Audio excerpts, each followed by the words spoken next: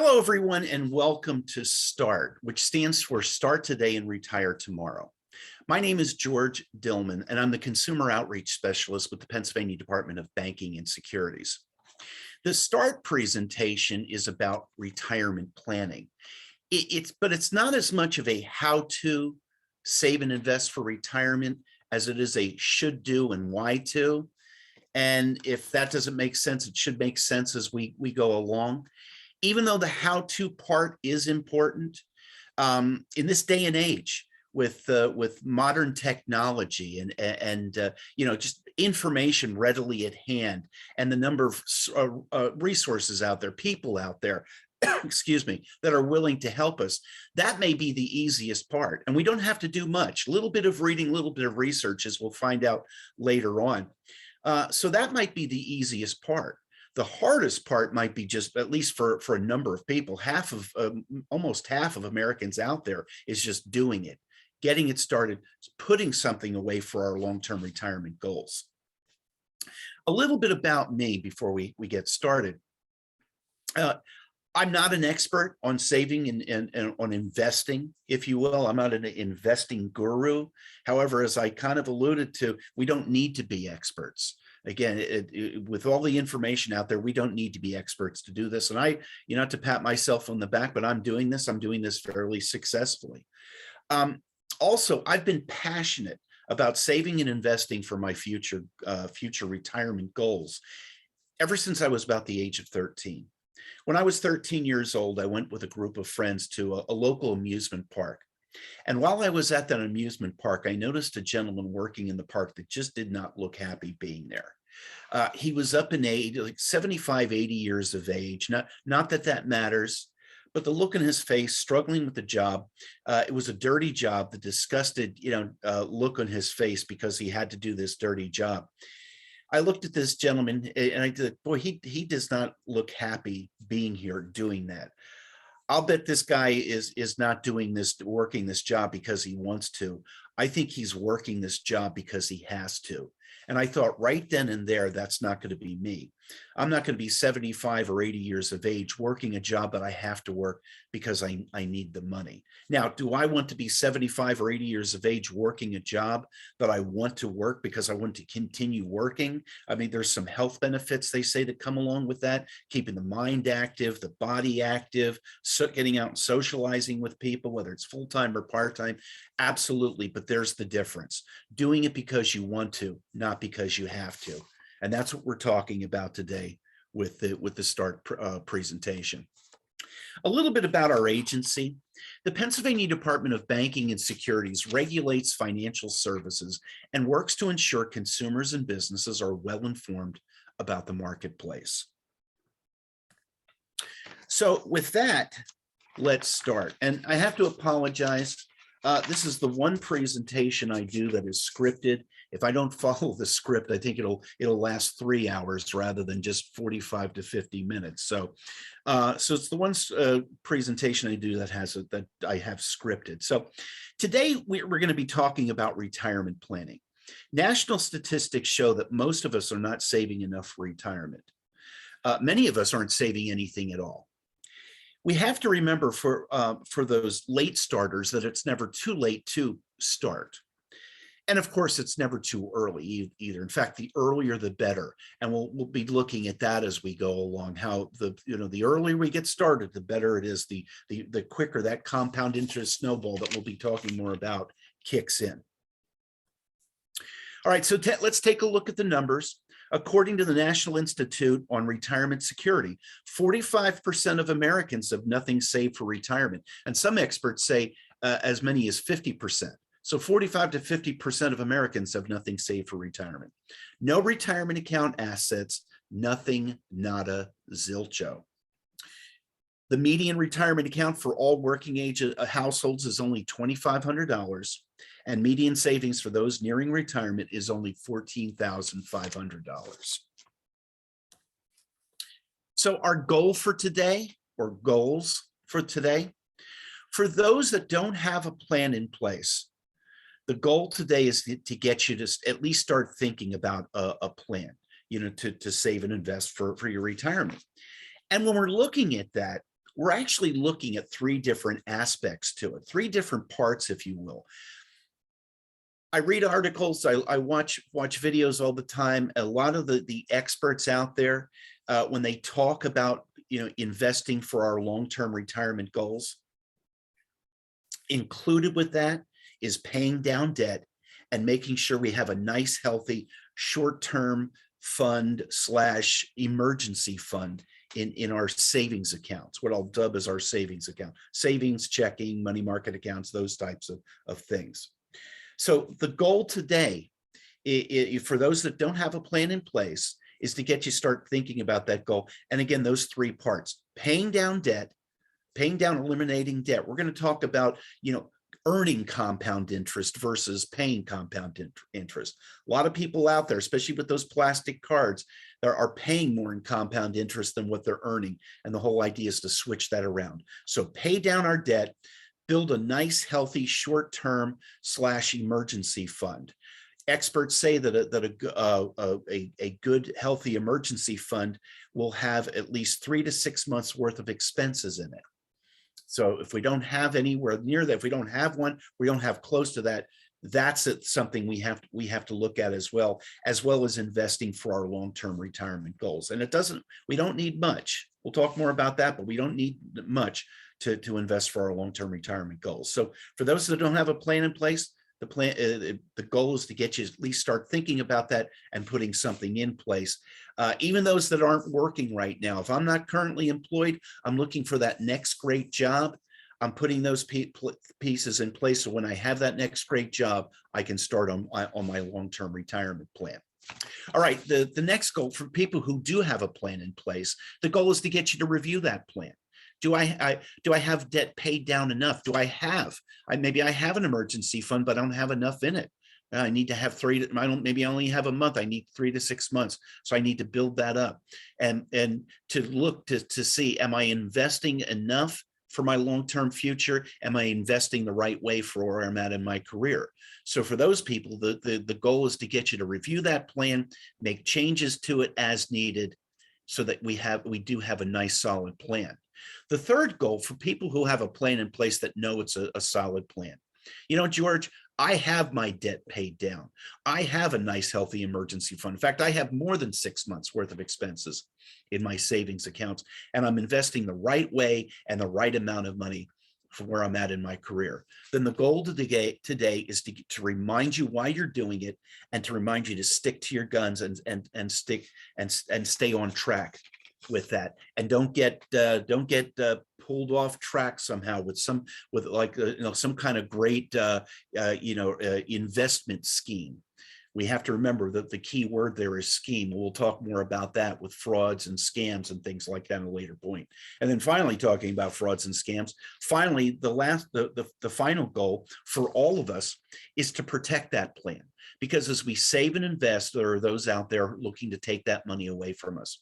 Fraudsters, scammers, we don't want to let them do that. All right, so I have 2 videos with this presentation. And the first video is basically on basic saving and investing for our long-term future.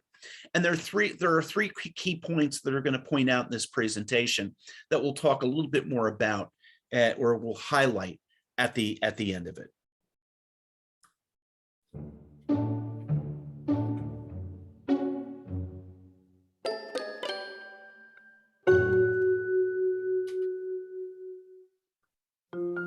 The number of Americans who worry about their standard of living during retirement has hit an all-time high, and for good reason. 45% of us have yet to put even a dime away for retirement.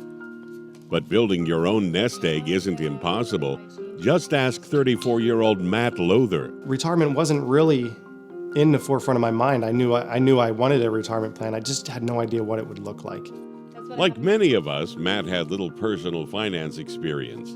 He had options for retirement plans, investment opportunities, and savings plans, but didn't know where to start. Personal finance wasn't something that we talked about. To me, it felt like going to a horse track and you're picking the horses. I had to make a decision when I was 26 that was going to affect me when I was 60, 65 and beyond.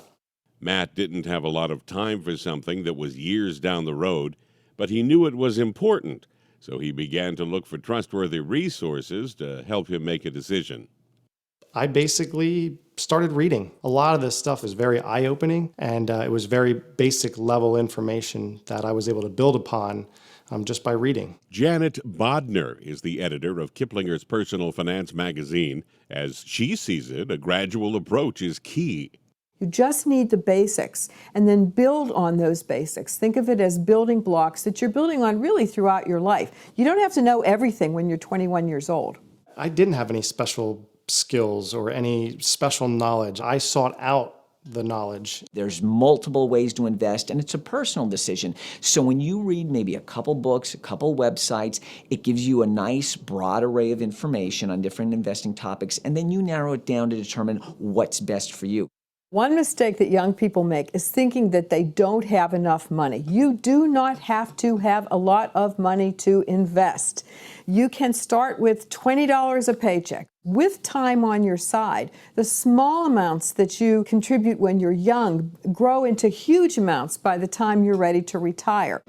That's because you have time on your side. Each year's growth can generate its own growth the next year. A powerful wealth-building process called compounding. Think of it as a snowball. A small snowball like this starts to build over time as it collects other snow.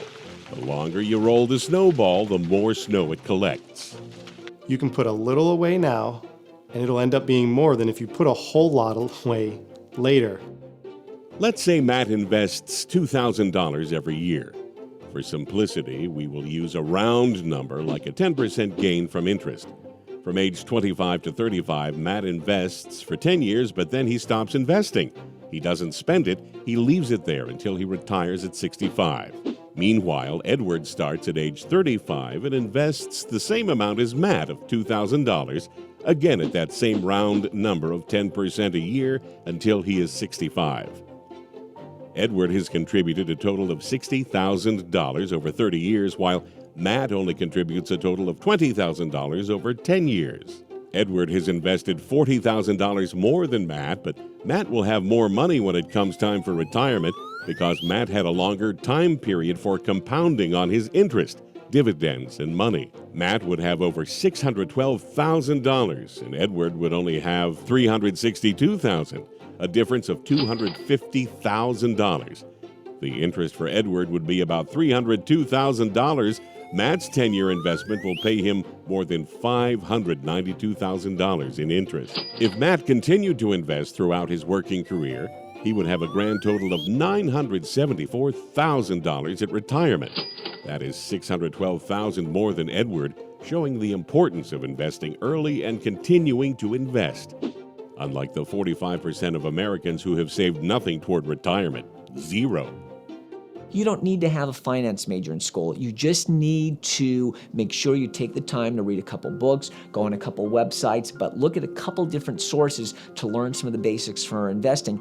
The earlier you start, the easier it is the older you get. The worst thing you can do is nothing.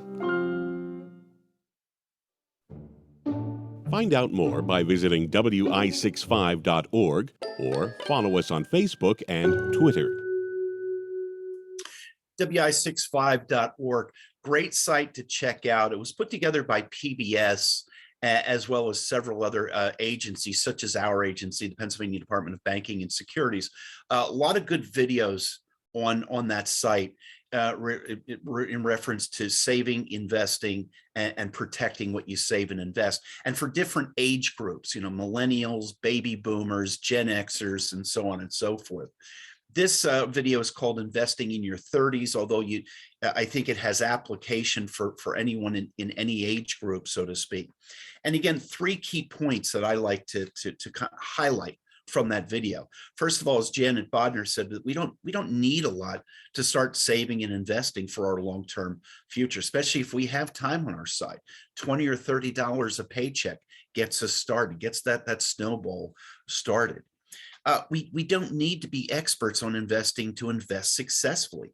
A little bit of reading, a little bit of research as we go along. And again, as I mentioned earlier, in this day and age, with all the information out there that's readily available, the people out there that can and are willing to help us, it's probably the easiest part of doing it. The just doing it part might be the most difficult part. And then finally, the sooner we start, the better. The sooner that compound interest snowball takes off and really starts to kick in. And again, for those of us who are currently looking for that next great job, certainly we're looking at starting this after we get it. All right, so the STaRT program was developed to help us make wise decisions to reach our retirement goals. We're going to do this by looking at 3 career phases: early career, mid-career, and late career. But first, how do you picture your retirement to be? I have some slides that will show you how some people picture their retirement to be. Maybe what year you're thinking of matches some of these. So we'll take a look at these slides. How about a nice cold drink by the pool? Spending some time with the grandkids. Nice long walks out in the country. Little hunting, fishing, puttering in the garden, taking trips, going on cruises, puttering around in the workshop. Few employers offer traditional pensions. Many, 51 to 52%, do not offer any retirement plan at all. We need a plan. Having a plan is crucial to meeting our retirement goals. It's important to know how much we need to retire the way we want to retire, not the way we have to retire. And remember, $1 today won't be worth $1 tomorrow, aka inflation. So that has to be taken into consideration. So this is what retirement could look like for those that have a plan in place. Again, to pay down debt, to build a nice, healthy emergency fund, to cover those emergencies that will come up, not if they come up, when they come up, and to invest for their long-term retirement goals. So what could retirement look like for those people who don't have a plan in place? Let's take a look at the same slides with a little bit of a different angle to them. How about having to serve that guy by the pool his drink after drink after drink, and make sure you get that drink right? Or having to work in a daycare center after you retire, or become a professional dog walker? How about having to hunt and fish for your own food, or grow your own food in the garden because we can't afford to go to the grocery store all the time? Or become a caddy working for tips?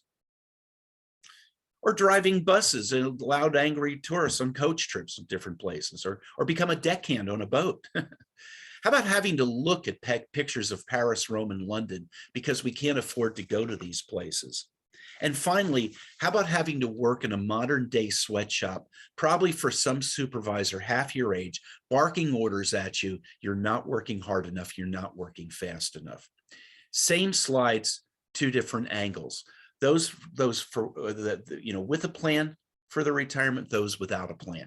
And by the way, I'm not poking fun at any of these professions. For example, I know several people who have retired and went to work in daycare centers, not because they had to, because they wanted to, and loved it. Loved working with the kids, being with the kids. It was almost like having a group of grandkids in at least one or two cases. What's the difference? I already mentioned it. Doing it because they wanted to, not because they had to. Big difference. Big difference. All right, so how much do we need to retire? We're talking about these points because look at the statistics. As a whole, we're not saving enough. Many of us aren't saving anything at all. Gen Xers are falling very short. We need to start saving, and the earlier the better. Let's talk about compound interest. This is a quote from Albert Einstein. Compound interest is the 8th wonder of the world. He who understands it earns it. He who doesn't pays it.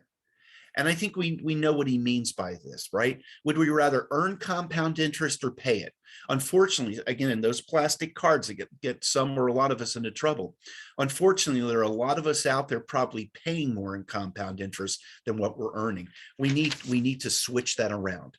one big reason why we need to pay down our debt so that we're earning more in compound interest rather than paying it. This is a slide on the power of compound interest. And we have two different scenarios. I decide I'm going to save $84 a month over the next 40 years, but I'm not going to put it anywhere where it's going to earn me compound interest. I'm going to put it underneath my mattress or buried in jars out in my backyard. After 40 years, I'm going to have a little over $40,000. Not too bad, not too bad. Different scenario. I decide to put it someplace, invest it in the stock market, where it's going to get me a hefty 10% interest or rate of return on my investment. After 40 years, I'm going to have close to $500,000. Little bit of a difference there with compound interest. This is a slide on the time value of compound interest. And we saw this in the video, and this is just another look at it with a slide that I have. We have Susan at the age of 25. Susan starts investing $5,000 a year for the next 10 years for a total of $50,000. At the age of 35, she stops investing. She doesn't take any of it out. She just stops investing. She lets compound interest kick in. And she's going to be the middle dotted line on the graph there that we see. Bill waits 10 years. He waits until he's 35, and then Bill starts investing $5,000 a year for 30 years for a total of $150,000. But at the end of the 30 years, so 3 times as much as what Susan invested, and Bill's the bottom line on that graph. But at the end of the 30 years, who has more money? Susan has him beat out by about $60,000. Obviously not because she invested more, but because she started earlier and compound interest kicked in earlier and took off earlier. She kept pace and kept ahead of when he finally started to invest. Yeah, and you see if in all three of these examples, how after about the first 10 or 15 years, it really starts to take off. Might be a little disappointed the first 10 or 15 years or so, not doing much. But after about the first 10 or 15 years, that snowball, that compound interest snowball really kicks in and really starts to take off, and you'll see that. Now, with this slide, I'm not painting doom and gloom for anybody who didn't start investing, at the age of 25. The whole point is the earlier we start, the better, because Bill waited until he was 35, but he's certainly better off than somebody who waited until they were 40 or 45 to start investing. And that person was certainly better off than somebody who waited until they were 45 or 50, and so on and so forth. So how much do I need to retire? Retirement statistics are not good. Again, as a whole, we're not saving enough. But cutting costs and saving isn't rocket science. And when we say cutting down, we're cutting back on costs. We're talking about cutting down, not cutting out, or in some cases swapping out to get better bang for the same buck, so to speak. We're looking at how we can free up those additional funds that we can put away. We can pay down our debt. We can build up our short-term or emergency fund in our savings accounts and invest money for our long-term futures. A lot of people, and some of it comes down, we do with the Career Link, we do budgeting courses, spending plans, or budgeting, a budgeting presentation. And it's all about watching what's coming in versus what's going out. And the whole idea is to make sure we have more money coming in than what's going out, so we have additional funds left over we can put into these different categories. Unfortunately, some people are there's more money going out than what's coming in. And, every month, more money going out the door than what's coming in the door. And you can see where you're going for people in that situation. So they definitely need to turn that around. A lot of people, even people making 6 figures a year, a lot of people are living paycheck to paycheck. Every dollar that's coming in, there's a dollar going out, and there aren't any additional funds. So the whole idea is to free up, to make sure we have more coming in than what's going out, either by adding to what's coming in. If I already have a full-time job, do I get a part-time job? And those extra funds I can use to pay down my debt, to build up my emergency fund, to put away for my long-term retirement goals? Or do I cut back, or do I cut back on what's going out? Are there things that I can cut back on or swap out to get a better bang for my buck. Like the coffees, I love to have coffees out. I realized, $4, $5, $6 a pop at a fancy coffee shop, a little bit too much. But I realized if I go to the more cost effective, like a convenience store, and I go to the convenience store and save half of what I'm paying at the fancy coffee shop. That's, if I'm spending, even conservatively, if I'm spending $4 a day at the fancy coffee shop for my morning coffee, and I go to the convenience store and get that same cup, maybe even a little bit bigger at half the price, $4 a day, that's $120 a month.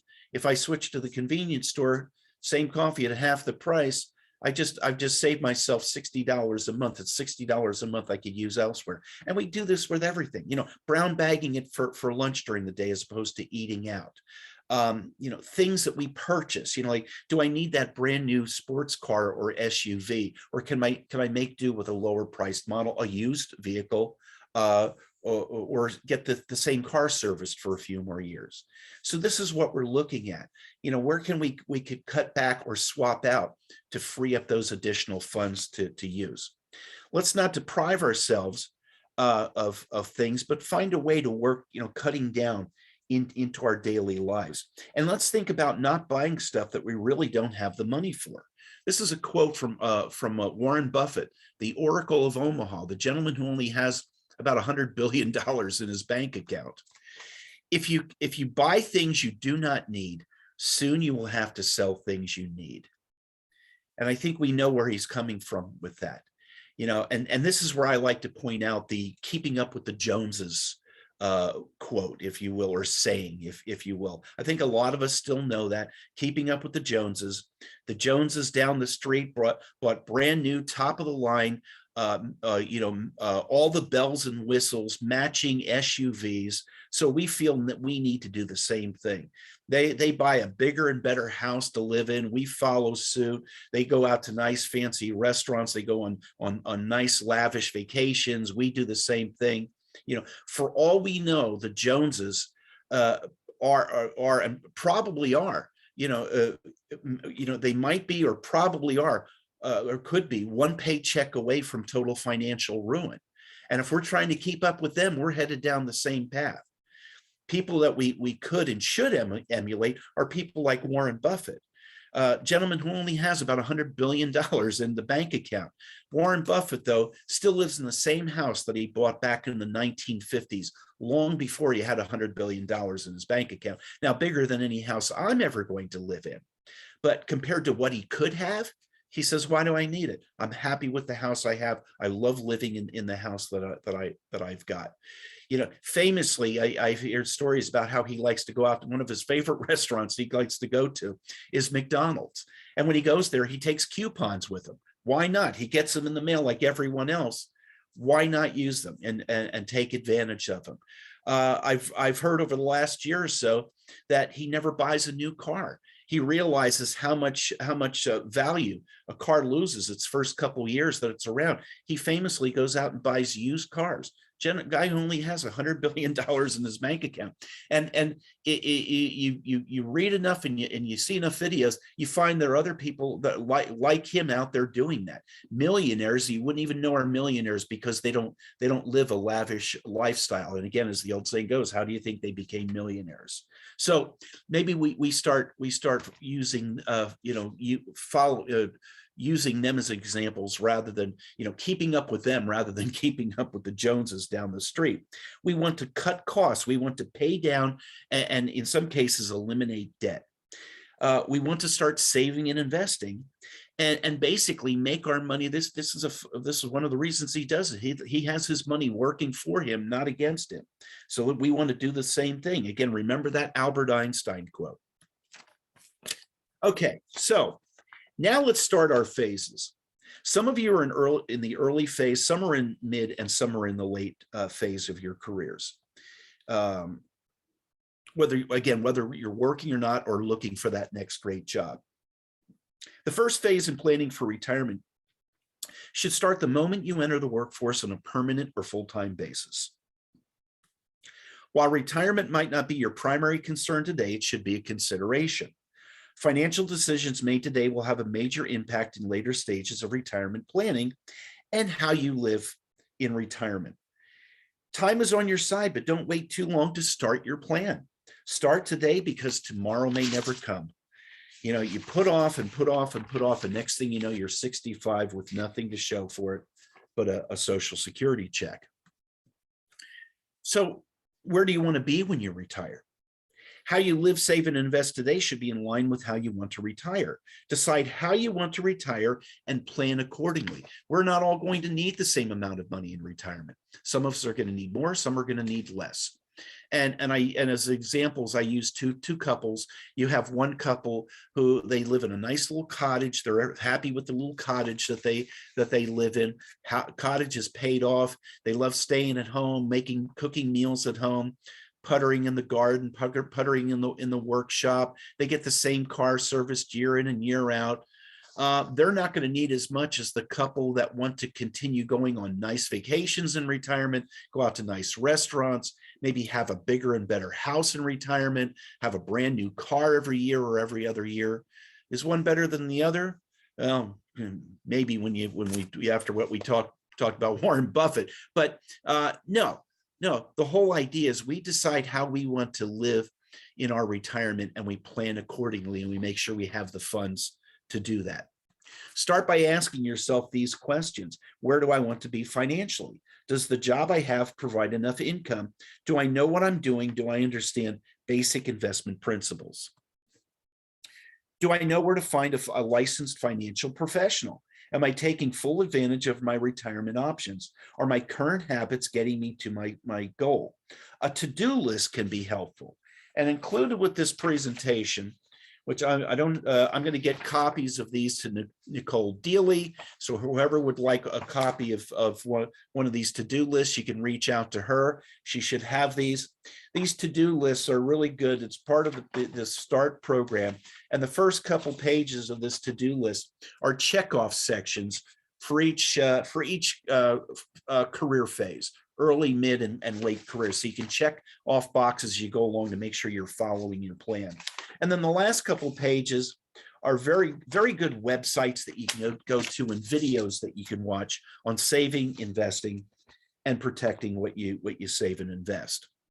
Something else that we can do, or something else to consider, is creating a SMART plan.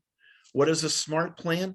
That is a plan that is specific, measurable, attainable, realistic, and has a time component to it. And we're looking at doing this again for our retirement. How much do we want to have in our retirement account? And it doesn't have to be anything long and drawn out. It doesn't have to be the next Gettysburg Address. Something as simple as the example down there that says, I will save $500,000 in my retirement fund within 40 years. So let's take a look at it. Let's make sure it is a SMART plan, a SMART goal. 500,000, is it specific? I would think so. $500,000. Measurable. I think we could measure that number as we go along. Attainable and realistic. That's certainly going to, in part, going to be up to us. But let's shelve that for now. But that's going to be up to us. I mean, if I'm working a minimum wage job and I have 6 or 7 people to support with that, that's going to be up to us. And then of course we change the number accordingly as to what we can do with the plan. Time component, I'd say 40 years. Yeah, has a time component to it. So is it attainable and realistic? Well, according to the compound interest calculator at investor.gov, very easy to find, very easy to use. There are others out there. Social Security has a calculator out there you can use, but this is a very good one, not only to find, but very easy to use. So according to the compound interest calculator, investor.gov, I plugged in the numbers for Ned, and I came up with a little over $500,000 in Ned's retirement account in 40 years. Now, did I manipulate these numbers to get the answer that I wanted? Yes, I did. But think about it. This is what we would be doing as we'd be going on. We'd be changing these numbers. And this is why we're using these calculators, right? Because I start using it with these numbers, right?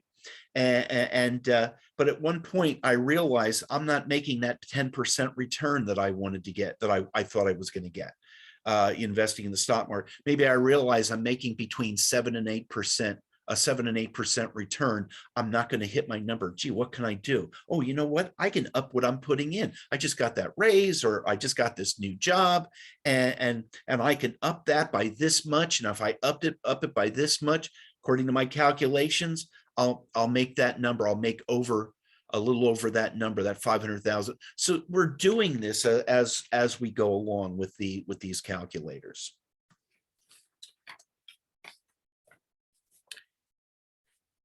Make saving and investing a habit. Start small if you have to, but start. Estimate what you will need in retirement. Ask for help if you need it. It's good to have professional help, aka financial professional. Just make sure that person is licensed and legit. There are some scammers out there looking to take our money from us, as I talked about earlier, so we have to be careful. Everyone, no matter what your income level, can save and invest money. You just have to get the right information, have a plan, and put that plan into action. And with that, we have our second and final video for this presentation on Mr. Earl. Mr. Earl never made more than $12 an hour in his career, but take at least at the time of the video, it is dated. But take a look at what's in his investment portfolio at the time of the video. Not long ago, I met Earl Crawley. Hey, how you doing? But everyone here calls him Mr. Earl. Yeah, we can talk about some finances. He's worked as an attendant at this parking lot in Baltimore for 44 years. So you really think it's going to improve the gas? Funny thing, though, everyone was asking Mr. Earl about money. Nickel and dime, nickel and dime. That's right. Is that booth his pulpit where he's preaching the gospel of investing? Sure is. He makes my day every time I see him. Oh, come on now, seriously. Investing? How you like that gold now? 670. Earl told me he's never made more than $12 an hour, never earned more than $20,000 a year. How you doing? So how could he know something about corporate profits? Spider's gonna get I had to pry. So Earl, what's your net worth? $500,000. $500,000 Yeah, from working here. working here. That's amazing. My last statement. And there it is in his statements, over $500,000 net worth on a parking lot wage. Now Mr. Earl had my full attention. How did he do it? Stop working so hard and let the money work for you. Earl's first lesson came at age 13. His mother had him working the fruit stalls to help pay the family bills. He got to keep just a few quarters for himself. From the time my mother started taking my money that I earned in Lexington Market, that it wasn't money just to be thrown away. It was there to be used. Economics aside, Earl had another obstacle to overcome. Tebow is He tells me he's dyslexic. Back in the 50s, that meant settling for a life of low-wage manual labor jobs. So Earl figured he'd better sock away what little money he was making. It was just $1 here and $1 there, starting with savings stamps, and that led to savings bonds. At 26, he got married. And by the late 60s, Earl was feeding 3 children on a meager $80 a week. It was tough, but because we had to sacrifice a lot. And the budget only got tighter when Earl and Beverly opted to send their kids to Catholic school instead of public school, which was free. Earl took extra jobs to pay the tuition, and you better believe he made every penny count. Elementary school, I would ask for lunch money, and he would give me $1, and lunch was 85 cents, and he would reply before I walked out the door, "I want my change." As the years rolled by, Earl kept saving what seemed like meaningless amounts. He started investing $25 each month into a mutual fund and did that consistently for 15 years. By the late 70s, his net worth was $25,000. Later, as the children got older, he decided to play the stock market. And he bought 1 share, and, well, the rest is history. He bought stock in blue chips like IBM and Coca-Cola that paid dividends, and instead of taking the dividends and parking it, let it set or let it reinvest itself, and it increased my shares. And the more shares I had, the more dividend I had. Eventually, the more money I had down the road. So where did this so-called slow learner learn so much about mutual funds and blue chips and dividend reinvestment plans? You're going to split this year. It all comes back to that parking lot. And this is my favorite part of Earl's story. You see, his lot is smack dab in the middle of a financial district where he picked the brains of brokers and bankers and lawyers for their financial advice. What's going on? You got any advice for me today in the markets? No, I'm just trying to find out something from you. All right. Talk to everybody and listen to advice that everybody give me and take it from there. Earl, why don't we take a look at what you've got in the portfolio now? Earl had trouble reading, so instead, he listened. He believed in the power of compound interest and stocks for the long haul. Which brings us back to the present. Today, Earl's stock portfolio alone is worth more than $500,000. And yes, his house is paid for. And no, he doesn't carry any credit card debt. He's somebody to emulate not only as an investor, but as an individual and how to live your life and make the best of what the Lord gave you. Mr. Earl, if you'd like to see the full video, there's more to the video than what they showed here, how Mr. Earl started an investment club at his local church and how that really took off. But you could go to YouTube and just search Mr. Earl Super Saver, and you should find the video. So Mr. Earl Super Saver never made more than $12 an hour in his career at the time of the video. Again, it is a little dated. He and his wife, at the time of the video, him and his wife had raised 3 children, put them all through private school. Now, Mr. Earl went out, rather than them dipping into their retirement account to pay for that, because of course you have to pay for private school, Mr. Earl went out and got part-time jobs in order to cover that, rather than dipping into their retirement account. At the time of the video, they had their mortgage paid off. And at the time of the video, they had an investment portfolio worth over $500,000. We can do this no matter who we are, what our income is, where we're at. We can do this. We can do this. All right, so do your homework before investing. Make sure you're getting non-product promotional information, such as what's offered through our website at dobbs.pa.gov. A lot of good information for consumers on our website in relation to saving, investing, and protecting what you save and invest. And here is just a sample of the handouts that we do have. Also, there's other places to go to. As I mentioned earlier, a little bit of reading, a little bit of research goes a long way. And with all the information that's out there and the people that can help us with it, it should not be an issue. Again, the hardest part should be just getting started, just doing it. All right, so we're ending phase 1, and we're ending phase 1 with this checklist. Ask if your employer offers a retirement plan, or if you're currently unemployed, once you get that next great job, ask your employer if they have a retirement plan in place that you can take advantage of. If not, research and choose your own retirement account, and or the right investment professional investment advisor to work with. Consider traditional and Roth IRAs as a way to building your own retirement account. Switching up a little bit, consider how other life decisions like having children or owning a home may impact your retirement resources as well. Make sure you're following money-wise practices, keeping debt paid down, keeping in a nice, healthy short-term / emergency fund, and maximizing your retirement funds. All right, phase 2. Am I on track? Those in phase 2 or mid-career should have a plan in place. If not, they need to start. Early in our careers and younger, we can take more risks with our investments. Further on, however, we want to make sure we're closely aligned with our goals and plans. We want to make sure we are taking fewer risks to ensure we achieve our retirement goals.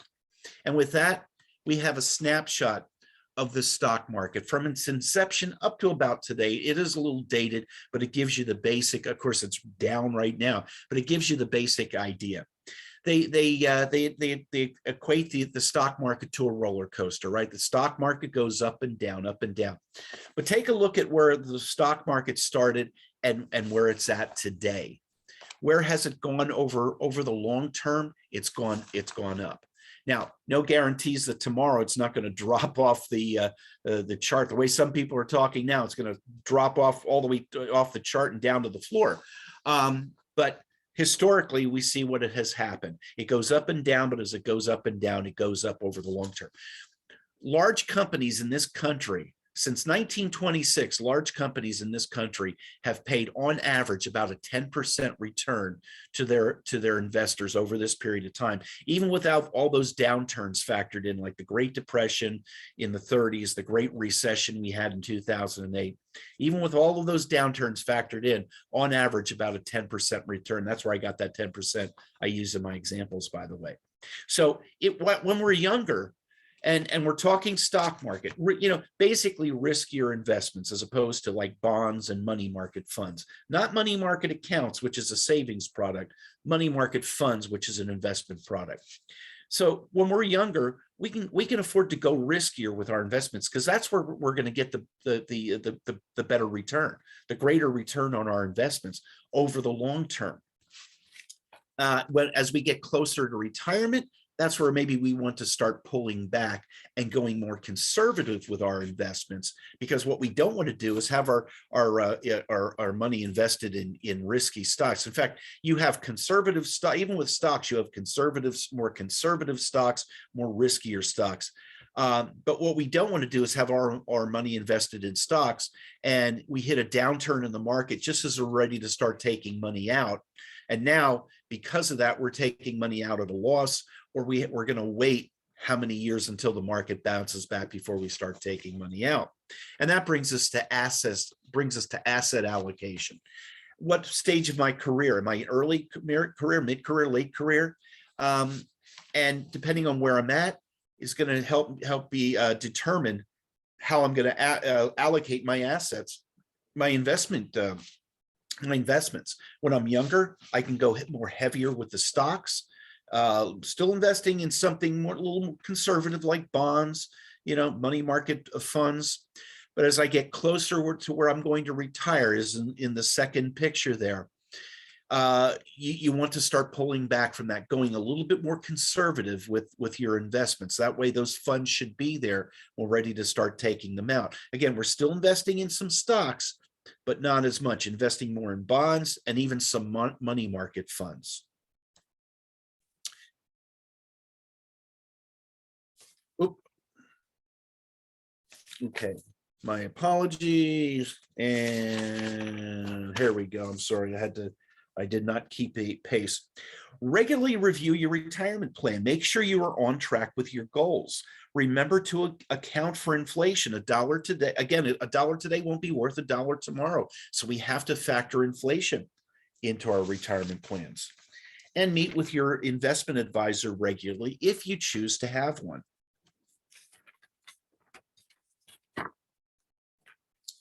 Stay in tune with what your retirement savings and investments are doing. Keep debt under control and emergency savings healthy. However, even well thought out plans can be derailed. Have contingency plans in place. For example, a part-time job for those uncertain economic conditions, such as a wage freeze. Use additional income from raises or elimination of debt to add to your retirement savings. For example, you have a couple that pay off their mortgage. Maybe they pay it off early. They're used to sending that check in every month to the mortgage company. They're not even missing it anymore. It's already set aside. So maybe one goes to the other. Hey, honey, now that we're done paying the mortgage, how about if we continue sending that check in? But now we'll send it put it into our retirement account so we can beef up those retirement accounts a little bit more. Switching up a little bit, again, one way to prepare for retirement is life planning. Make sure your life and end of life plans are in order and carried out as you wish.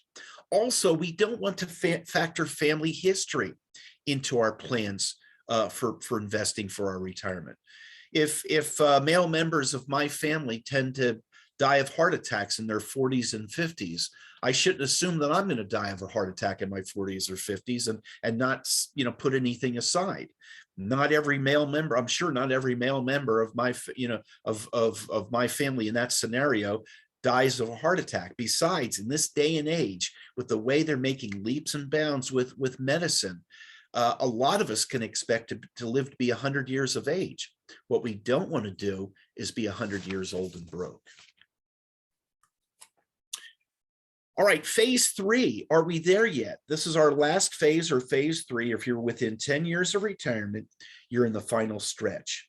You should be in your peak earning years. You want to be hyper vigilant about making sure you are making sound financial decisions. Beware of those get rich quick schemes. Be aware that retirees have a huge red target on them when it comes to scammers. Learn how to identify the signs of fraud to avoid it, and what to do if you're a victim. You know, you come across this great investment opportunity and that just can't lose. The person that you meet with is guaranteeing, no matter what the market is doing, they're guaranteeing you a 15% rate of return on your investment with their investment opportunity. They're guaranteeing at little to no risk on your return. There's usually a quick turnover with that interest. It just sounds too good to be true. Yeah, the person who, I think we know the person who offered all this, gentleman by the name of Bernie Madoff, and we know what happened there. A lot of people lost a lot of money. They thought they had this great, and again, if it sounds too good to be true, it probably is. So we want to stick to what has gotten us this far. And be aware that scammers are going to be targeting us as we get closer to retirement and into retirement. With less than 10 years until retirement, you want to you want to assess your savings and investments to date. We want to make sure that we are prepared for the retirement that we want, not the retirement that we have to take. Situations could arise that could leave you with insufficient retirement funds, such as medical expenses. Investing additional funds could help these situations. The curveballs life throws at us later in our lives, like forced early retirement, tend to have harsher impacts. Make sure you plan ahead on how to meet those challenges if they should arise.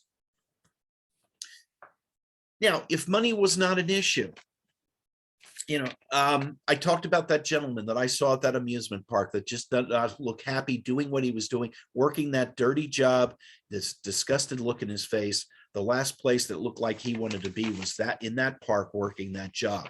Now we're not talking about working a job because we have to. In this situation, we're talking about working a job because we want to work a job in retirement, whether it's full-time or part-time, paid or not paid. A lot of volunteer work out there as well. They talk about, there's a lot of benefits. I talked about this earlier, health benefits associated with continuing to work in retirement. Keep the body active, the mind active, get out and socialize with people. Again, doing it because we want to, not because we have to. And in that situation, if there's something you always wanted to do, but maybe it didn't pay enough for you, and now you're in a situation where you don't care what the pay is. You're going to now go out and work your dream job the rest of your life, so to speak. But maybe I need to do something in order to prepare for that. Say in this example, I want to teach. I want to become a teacher or a professor after I retire, but I need to go back to school and take a few courses in order to do that. So while I'm working my full-time job, I go out and I take those courses. I get prepared. And that's the whole reason for this slide. Be prepared for what you want to do, not what you have to do, what you want to do in retirement, if you want to work at all. In that situation, we don't have to. All right. Anticipate inflation and tax implications. What you don't want to do is outlive your retirement money. Again, we all want to live to be 100 years of age, and a lot of us will in this day and age. As I said before, none of us wants to be 100 years old and broke, though. So plan accordingly. Learn the warning signs and how to protect yourself from fraud, identity theft, etc. Now more than ever, you need to make sure your investments are safe and sound at this stage in our career, late career. So in conclusion, start today and retire tomorrow. Don't put off until tomorrow, because tomorrow may never come. If you've already started, review it, add to it, make changes to it as needed. And if you've started and reviewed it and it looks good, stay the course and review it anyway, just to make sure that you are staying the course. And finally, protect it, because there are those out there who are going to want to take it from us, and we don't want to let them do that.